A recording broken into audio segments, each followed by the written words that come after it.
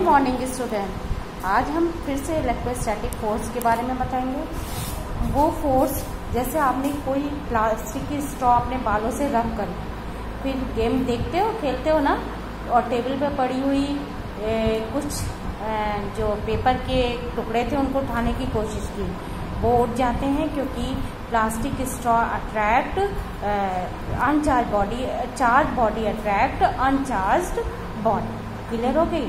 तो अगर हम इलेक्ट्रोस्टैटिक फोर्स की डेफिनेशन बताएं तो force is exerted by a charge body on another charge or uncharge body is known as electrostatic force. इसी तरह अगर आप बालों में रब करके या कपड़ों पर रब करके बैलून, फूले हुए बैलून को फेंकते हो तो वो दीवार से चिपक जाता है।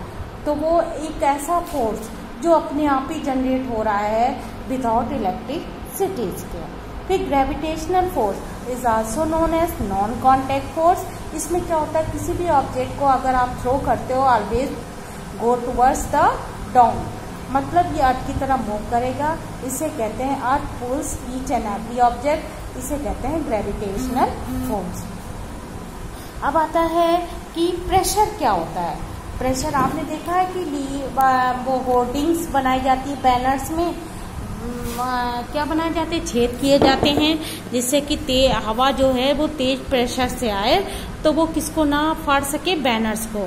इसलिए जगह जगह पर छेद किए जाते हैं। किसका प्रेशर कम करने के लिए? एयर का प्रेशर कम करने के लिए।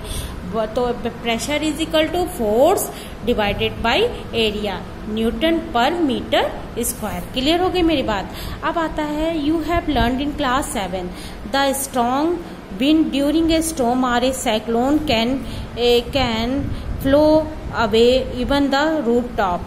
You also learned that wind and cyclones are caused by the difference in air pressure.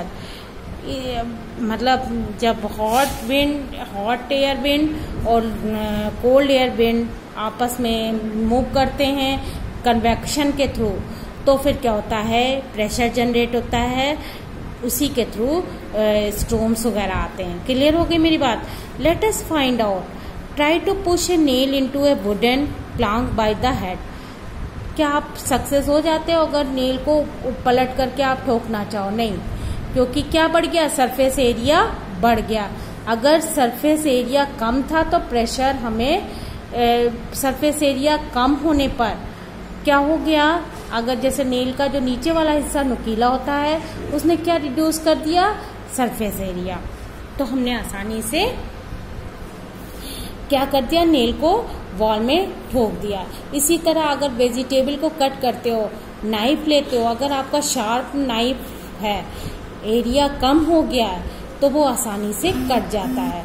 ठीक है, अगर एरिया ज्यादा होगा तो किसी भी चीज को कट करने में दिक्कत हो गई। You get the feeling that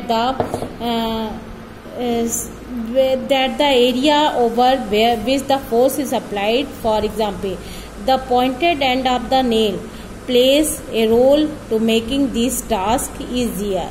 तो pressure is equal to force divided by area, मतलब एरिया कम होगा तो एरिया ज्यादा होगा तो प्रेशर कम लगाना पड़ेगा, फोर्स कम लगाना पड़ेगा। अगर एरिया कम है तो क्या हो जाएगा, फोर्स ज्यादा लगाना पड़ेगा। क्लियर होगी मेरी बात?